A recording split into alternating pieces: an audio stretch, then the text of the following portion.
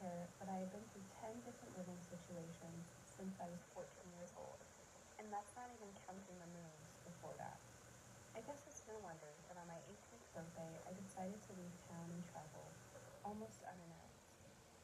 I started smoking cigarettes and cannabis at 13 years old, had sex for the first time at 14, and basically didn't stop doing any of those things once I started. They became obsessions. They filled holes where family and education should have been. I smoked weed and cigarettes while kids my age were at school. I'd wait for them to get out, then we'd all go drink and fuck. And yes, I was eventually diagnosed with an STD, a totally curable one, thank God, and I'm not proud of it, but hey, it's part of the territory. On my 16th birthday, I watched a movie called The Secret.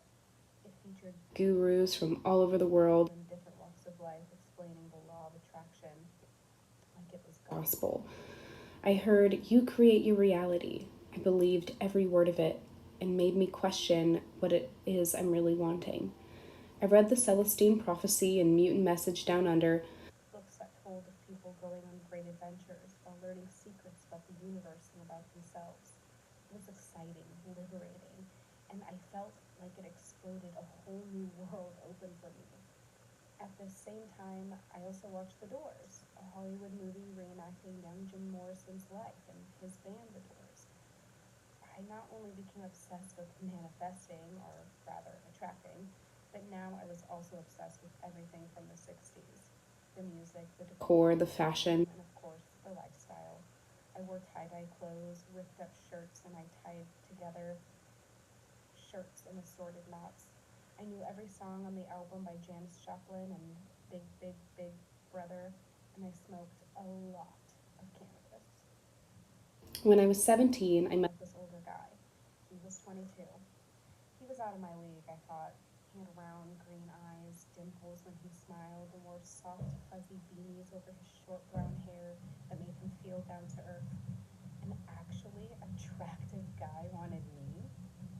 He was also a hitchhiker. He told grand stories of his journey all the way from Connecticut to California. He bought me liquor and slept at my house. He told me things I'd only heard in movies like, "I've never felt this way about anyone. I think you're my bird." Yes, I'm embarrassed. But I was a kid, and he made me feel like a grown up.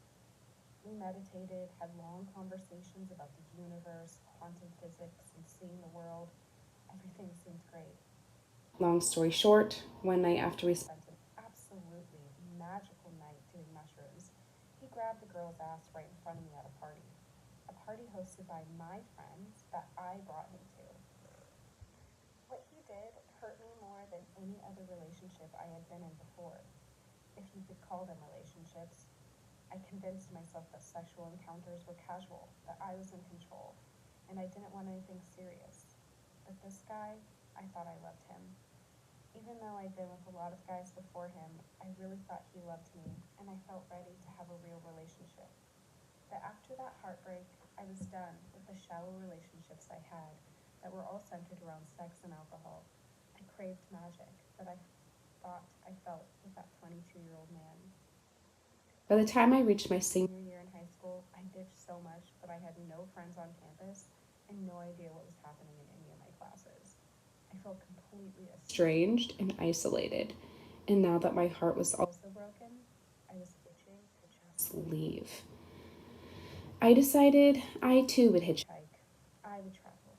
I would learn the secrets of the universe and about myself. I wanted no money, only to manifest the people I needed to meet and the things that I needed. I now know how naive I was, but I was starry eyed and mystified by this idea of living on belief.